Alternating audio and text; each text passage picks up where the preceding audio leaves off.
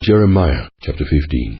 Then said the Lord unto me, Though Moses and Samuel stood before me, yet my mind could not be toward this people. Cast them out of my sight, and let them go forth.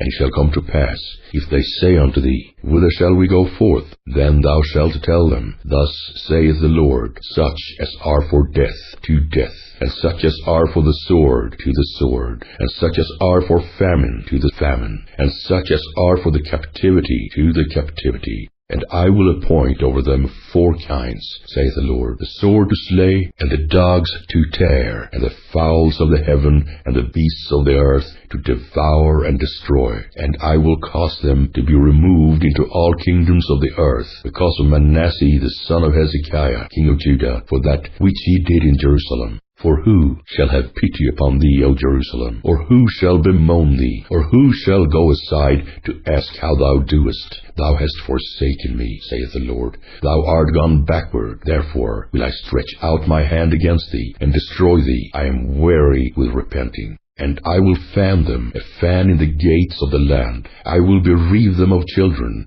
I will destroy my people, since they return not from their ways. Their widows are increased to me above the sand of the seas. I have brought upon them against the mother of the young men a spoiler at noonday. I have caused him to fall upon it suddenly, and terrors upon that city. She that hath borne 7 languisheth. She hath given up the ghost. Her son is gone down while it was yet day. She hath been ashamed and confounded, and the residue of them will I deliver to the sword before their enemies, saith the Lord. Woe is me, my mother, that thou hast borne me a man of strife, and a man of contention to the whole earth. I have neither lent on usury, nor men have lent to me on usury, yet every one of them doth curse me. The Lord said, Verily it shall be well with thy remnant. Verily I will cause the enemy to entreat thee well in the time of evil, and in the time of affliction. Shall iron break the northern iron and the steel? Thy substance and thy treasures will I give to the spoil without price, and that for all thy sins, even in all thy borders.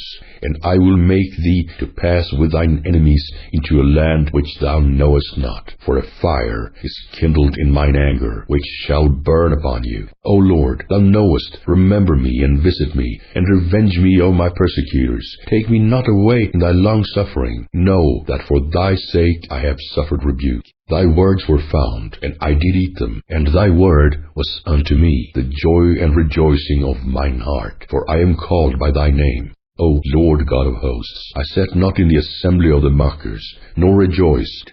I sat alone because of thy hand, for thou hast filled me with indignation. Why is my pain perpetual, and my wound incurable, which refuseth to be healed? Wilt thou be altogether unto me as a liar, and as waters that fail? Therefore thus saith the Lord, If thou return, then will I bring thee again, and thou shalt stand before me. And if thou take forth the precious from the vial, thou shalt be as my mouth. Let them return unto thee, but return not thou unto them. And I will make thee unto this people a fenced brazen wall, and they shall fight against thee, but they shall not prevail against thee. For I am with thee, to save thee, and to deliver thee, saith the Lord. And I will deliver thee out of the hand of the wicked, and I will redeem thee out of the hand of the terrible.